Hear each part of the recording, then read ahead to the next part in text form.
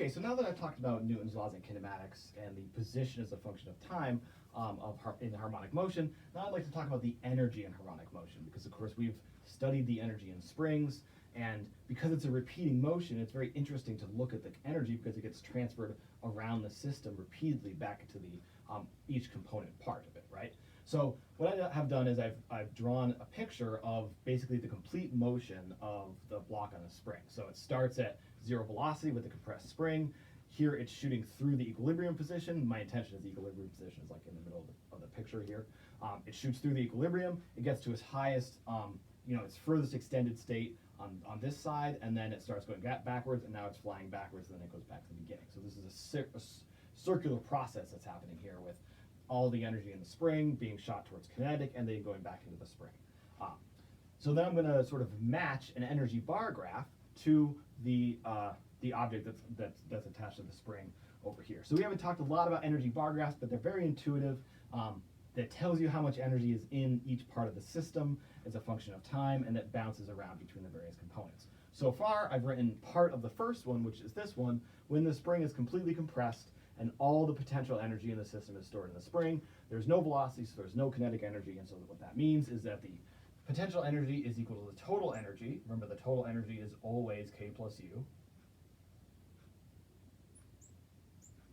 So that's how this system starts off. So now I'm going to draw actually halfway in between here. So now I'm going to draw like what happens to in between these two states before I draw what happens to that state.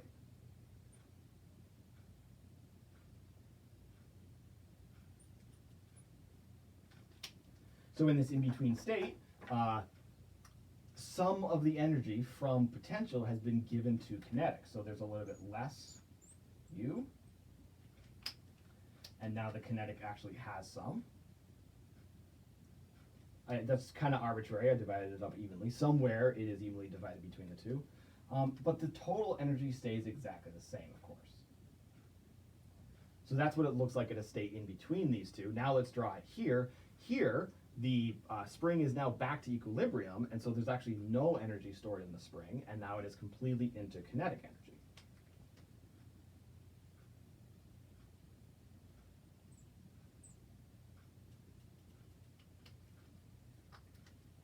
So all the energy is kinetic, of course, because the total energy cannot be anything but besides what it started with. It's the same as the kinetic. Okay, so now I'm going to draw halfway in between these two pictures.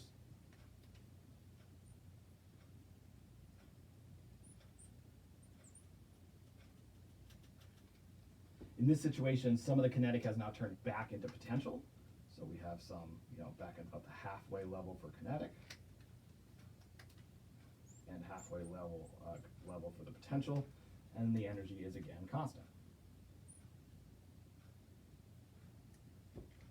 So that's sort of halfway, but now I want to draw this one where the spring, the block has stopped, so it's got zero kinetic energy, and the spring is now stretched as far as it can go.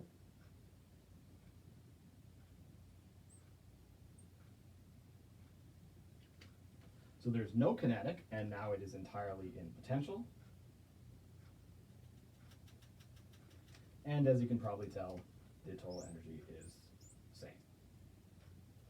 And then we're kind of going back again. So this is actually only half of one cycle. We've only gone from one side to the other. I have to draw another 1, 2, 3, 4 pictures to get back, and I'm out of room, right? But you can see what's happening is the energy starts entirely spring potential energy. It gets transferred slowly to kinetic, and here it's now completely kinetic.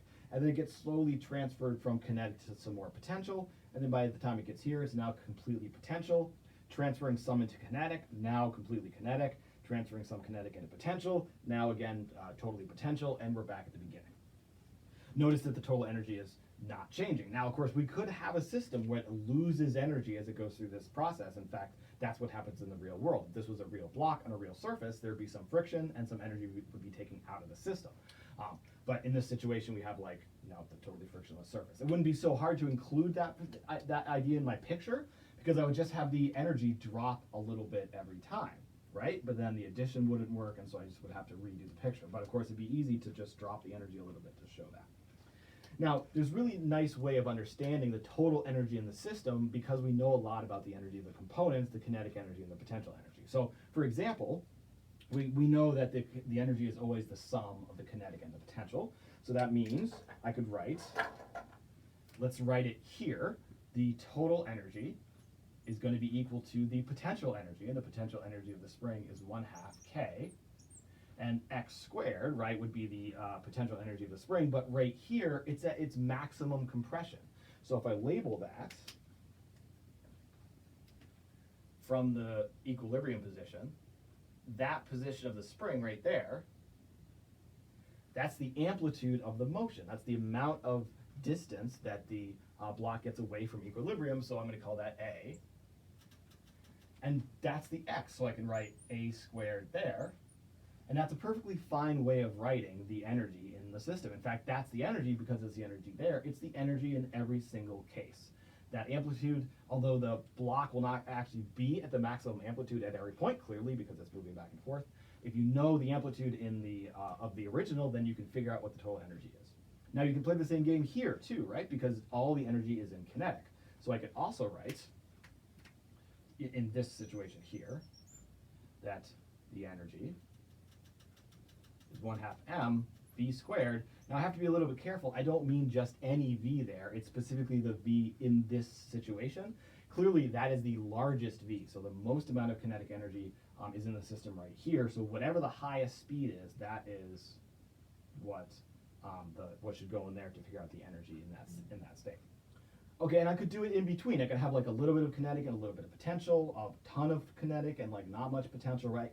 But the real game is that these are two solid functions, which we know have calculated the energy at the where the kinetic energy is highest and where the potential energy is highest.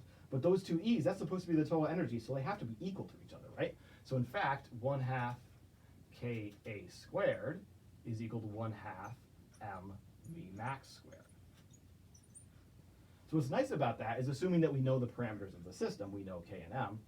If we know the amplitude, we can find the total speed. If we know the total speed, we can find the amplitude. So there's a very nice relationship here between the various components of the system because we know what the total energy is, and the total energy has to be constant for the whole way. So you can actually learn quite a lot about this. At any given moment, for example, let's just say that I have like an X position here, and I want to figure out what the speed is, right? Let's see if we can do that.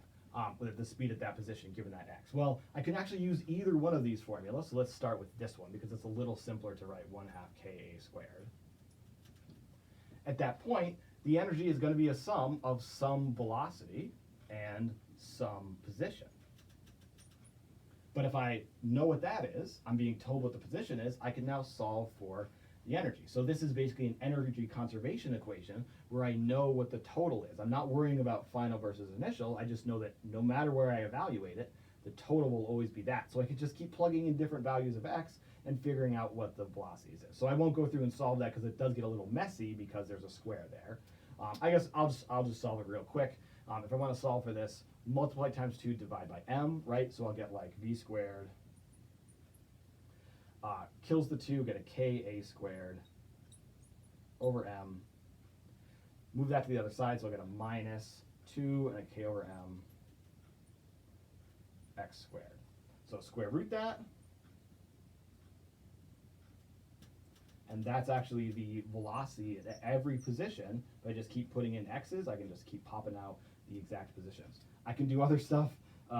Omega is related to K over m, so I can actually put omega squared in there, and then I get some very nice expressions for the position and the velocity as a function of time for any one of these sort of spring-based systems. Okay, that's all I really wanted to say. So I think now you've got all the background about what harmonic oscillators are, some of the language we use to describe them, some of the basic principles, basic quantities, amplitude, frequency, angular frequency we use to describe them, how you solve the equations. We are not going to be solving them. We're going to be given solutions and checking to make sure they are solutions, which is going to be easy, but we need to know how to do it before we get to differential equations, which is sort of where you really study this topic in a lot of detail. And we've also looked at sort of the energy picture, so now we should be able to understand both the energy in a harmonic oscillator as well as the kinematics and the forces in a harmonic oscillator. Okay, great. Thanks very much for watching this video, and I will see you soon.